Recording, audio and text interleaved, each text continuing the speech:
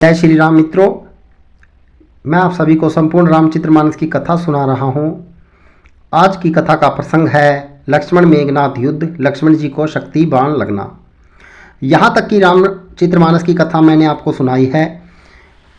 जहाँ पर इससे पहले का जो प्रसंग था उसमें माल्यवान जो रावण के नाना जी थे, रावण को समझाते हैं कि भगवान श्री राम स्वयं साक्षात नारायण का अवतार हैं। उससे आगे का प्रसंग इस प्रकार है, जो उन दोनों की बातचीत का प्रसंग है। जो काल स्वरूप हैं, दुष्टों के समूह रूपी वन को भस्म करने वाले अग्नि हैं, गुणों के धाम और ज्ञान घन एवं शिवजी और ब्रह्म जी भी जिनकी सेवा करते हैं, उनसे वैर कैसा। अतः बैर छोड़कर उन्हें जानकी जी को दे दो और कृपा निधान परम स्नेही श्री राम जी का भजन करो। रावण को उसके वचन बाण के समान लगे। वह बोला, अरे अभागे, मुंह काला करके यहाँ से निकल जा। तू बूढ़ा हो गया, नहीं तो तुझे मार ही डालता। अब मेरी आंखों को अपना मुंह न दिखाना।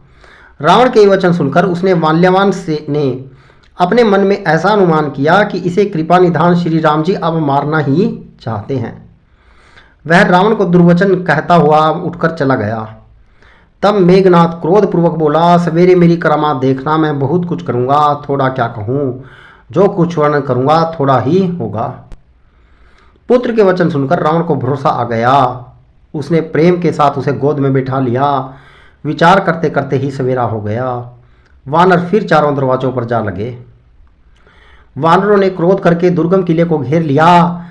नगर में बहुत ही कोलाहल शोर मच गया। राक्षस बहुत तरह के अस्त्र शस्त्र धारण करके दौड़े और उन्होंने किले पर पहाड़ों के शिखर ढहाए। उन्होंने पर्वतों के करोड़ों शिखर ढहाए। अनेकों प्रकार के गोले चलाने लगे।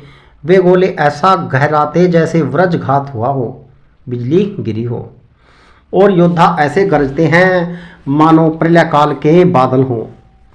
विकट वानर योद्धा भिड़ते हैं, कट जाते हैं, घायल हो जाते हैं, उनके शरीर जर्जर चलनी हो जाते हैं। जब तब भी वे लटते नहीं, अर्थात हिम्मत नहीं हारते। वे पहाड़ उठाकर उसे किले पर फेंकते हैं। राक्षस जहाँ के तहाँ, जो जहाँ होते हैं वहीं मारे जाते हैं। मेघनाथ ने कानों से ऐसा सुना कि वानरों ने आकर फिर किले को घेर लिया है। तब वह वीर किले से उतरा और डंका बजाकर उनके सामने चला। मेघनाथ ने पुकार कर कहा, समस्त लोकों में प्रसिद्ध धनुर्धर कौशलधीश दोनों भाई कहाँ हैं? नल, नील, द्विविद, सुग्रीव और बल की सीमा अंगद और हनुमान कहाँ हैं? भाई से द्रोह करने वाला विभीषण कहाँ है? आज मैं सबको और उस दुष्ट को तो हठपूर्वक अवश्य ही मारूंगा।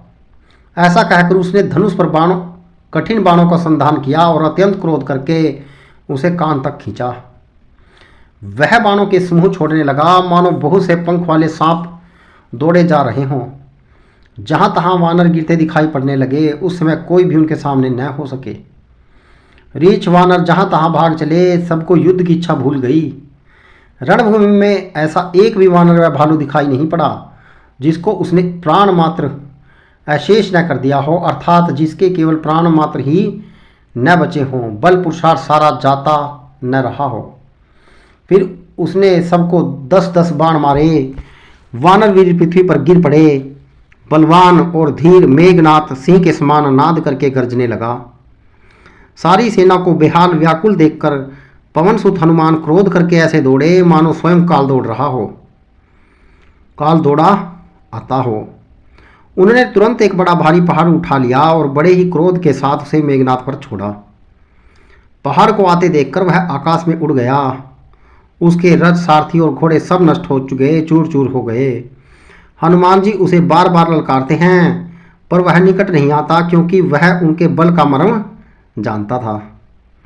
तब मेघनाथ श्री रघुनाथ जी के पास गया और उनके प्रति अनेकों प्रकार के दुर्वचनों का प्रयोग किया। फिर उसने उन पर अस्त्र शस्त्र तथा सब हथियार चलाए। प्रभु ने खेल ही खेल में सबको काट कर अलग कर दिया। श्री राम जी का प्रताप समर्थ देखकर वह मूर्ख लज्जित हो गया और अनेकों प्रकार की माया करने लगा। जैसे कोई व्यक्ति छोटा सा सांप का बच्चा हाथ में लेकर गरुड़ को डरावे और उसे से खेल करे।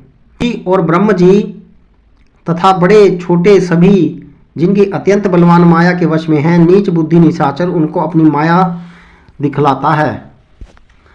आकाश में ऊंचे चढ़कर वह बहुत से अंगारे बरसाने लगा।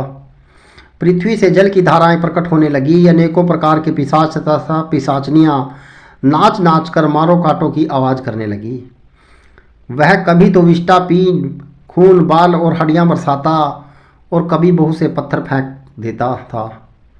फिर उसने धूल बरसाकर ऐसा अंधेरा कर दिया कि अपना ही पसरा हुआ हाथ नहीं सूझता था।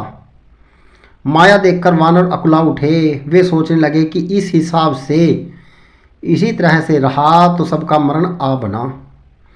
यह कौतुक देखकर श्री राम जी मुस्कुराए। उन्होंने जान लिया कि सब वानर भयभीत हो गए।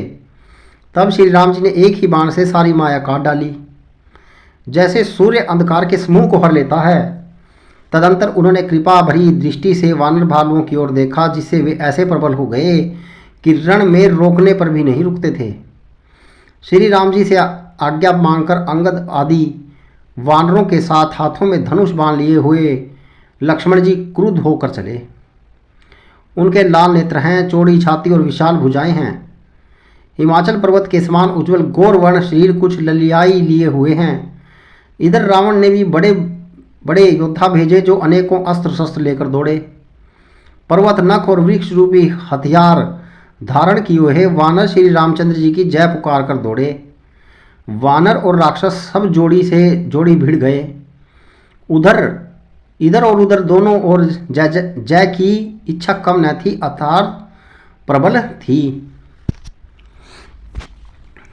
वानर उनको घूसों और लातों से मारते हैं, दांतों से काटते हैं। विजयशील वानर उन्हें मारकर फिर डांटते भी हैं, मारो मारो, पकड़ो पकड़ो, पकड़कर मार दो, सिर तोड़ दो और भुजाएं पकड़कर उखाड़ दो। नवों खंडों में ऐसी आवाज भर रही है, प्रचंड रुंड धड़ जहां तहां दौड़ रहे हैं। आकाश में देवतागण यह कौतुक देख रहे हैं। उन्हें कभी खेद होता और कभी आनंद। खून गड्ढों में भर भर कर जम गया है और उस पर धूल पड़ रही है। यह दृश्य ऐसा है मानो अंगारों के ढेर पर राख छा रही हो। घायल वीर कैसे शोभित हैं, जैसे फूले हुए पलाश के पेड़। लक्ष्मण और मेघनाथ दोनों योद्धा अत्यंत क्रोध करके एक दूसरे से भिड़ते हैं। एक दूसरे को कोई किसी को जीत नहीं सकता। रावण छल बल माया और अनीति अधर्म करता है। तब भगवान अनंत जी लक्ष्मण जी क्रोधित हुए और उन्होंने तुरंत उनके रथ को तोड़ डाला और सारथी को टुकड़े टुकड़े कर दिए। शेष जी लक्ष्मण जी उस पर अनेक प्रकार से प्रहार करने लगे। राक्षस के प्राण मात्र शेष रह गए। रावण पुत्र मेघनाथ ने मन में अनुमान किया कि अब तो प्राण संकट में आ बना, ये मेरे प्राण हर लेंगे। तब उसने वीर घातनी शक्ति चलाई। वह तेजपूर्ण शक्ति लक्ष्मण जी की छाती में लगी। शक्ति लगने से उन्हें मूर्छा आ गई। तब मेघनाथ भय छोड़कर उनके पास चला गया। मेघनाथ के समान 100 करोड़ अनगणित योद्धा उन्हें उठा रहे हैं, परंतु जगत के आधार श्री शेष जी लक्ष्मण जी उनसे कैसे उठते। तब वे लज्जा कर चले गए। शिव जी कहते हैं, हे गिरजे सुनो, प्रलय काल में जिन शेष जी ने के क्रोध की अग्नि 14 भुवनों को तुरंत ही जला डालती है और देवता मनुष्य और समस्त चराचर जीव जिनकी सेवा करते हैं उनको संग्राम में कौन जीत सकता है। इस लीला को वही जान सकता है जिस पर श्री राम जी की कृपा हो। संध्या होने पर दोनों ओर की सेनाएं लौट पड़ी। सेनापति अपनी अपनी सेनाएं संभालने लगे। व्यापक ब्रह्म अजय संपूर्ण ब्रह्मांड के ईश्वर और करुणा की खान श्री रामचंद्र जी ने पूछा, लक्ष्मण कहाँ है। तब तक हनुमान उन्हें ले आए। छोटे भाई को इस दशा में देखकर प्रभु ने बहुत ही दुख माना। मित्रों, रामायण का यहाँ तक का प्रसंग मैंने आपको सुनाया है कि लक्ष्मण मूर्छित हो जाते हैं। यदि यह प्रसंग आपको अच्छा लगे तो वीडियो को शेयर कीजिएगा, चैनल को सब्सक्राइब कीजिएगा, लाइक कीजिएगा वीडियो को। जय श्री राम।